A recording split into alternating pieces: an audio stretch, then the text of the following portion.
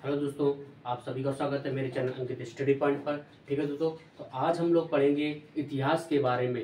लगभग 15 से 20 क्वेश्चन हैं, उनको बारे में पढ़ेंगे। ठीक है दोस्तों, चलते अपनी क्लास को स्टार्ट करते हैं।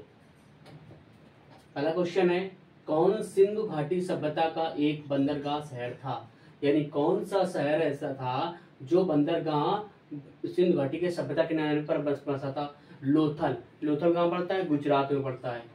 सिंधु घाटी सभ्यता की सबसे पुरानी खोज माना जाता है। यानी सिंधु घाटी सभ्यता की सबसे पुरानी खोज, जो सबसे पुरानी खोज माना जाता है उसको भेरदान को माना जाता है।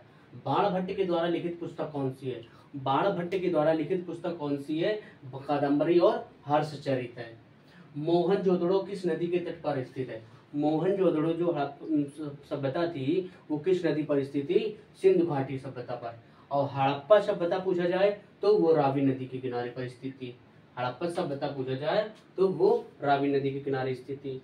रावी नदी का ऋग्वैदिक नाम क्या था? रावी नदी का ऋग्वैदिक नाम पूछा जाए तो परुष्णी था। परुष्णी था। ऋग्वैदिक कितने पुस्तकों या मंडलों में विभाजित था? ऋग्वैदिक जो था कितने पुस्तकों या मंडलों में विभाजित था? 10। अगला क्वेश्चन है, सुरकोटदा का पुरातत्व स्थल किस राज्य में स्थित है? यानी सुरकोटदा जो था वो किस राज्य में स्थित है? गुजरात। यानी कहां पर? गुजरात में कहां पड़ता है? कच्छ पर। सत्यमेव जयते किस उपनिषद से लिया गया है? सत्यमेव जयते जो है किस उपनिषद से लिया गया है? मुंडक उपनिषद से लिया गया है। किस राज्य में महावीर का जन्म हुआ था? बिहार में हुआ था महावीर का जन्म। जैन धर्म के अनुसार जिन शब्द का अर्थ है उसे क्या बोलते हैं? जैन धर्म जैन दर्शन के अनुसार जिन शब्द का क्या अर्थ है? विजेता। कौन सा स्थल गौतम बुद्ध के जन्म से जुड़ा हुआ है? यानी कौन सा स्थान है जो गौतम बुद्ध के से जुड़ा हुआ है? लुम्बिनी। चैत्य और विहार किस धर्म के भिक्षुओं के लिए बनाया गया था?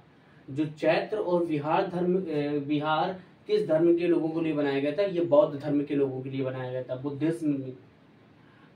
कौन सा मौर्य शासक बौद्ध धर्म को अनुयायी था? यानी कि कौन सा ऐसा शासक था, मौर्य साम्राज्य का ऐसा कौन सा शासक था जिसने बौद्ध धर्म को अपनाया था? वो अशोक था।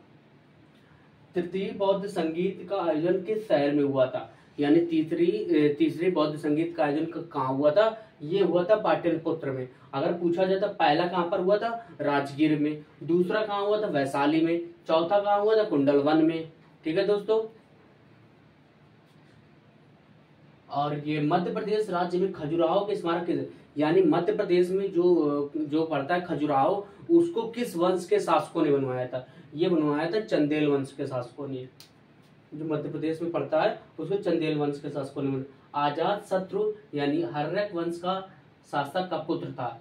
यानी आजाद शत्रु जो था वो हर्यक वंश में किसका पुत्र था? वो बिम्बसार का पुत्र था। कौन नंद वंश का अंतिम शासक था?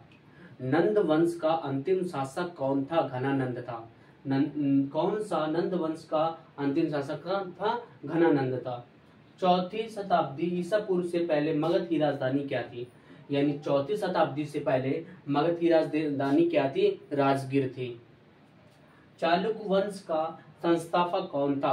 पुलकेशिन फर्स्ट था। चालुक्य वंश का संस्थापक कौन सा था? चालुक्य वंश का संस्थापक कौन सा था?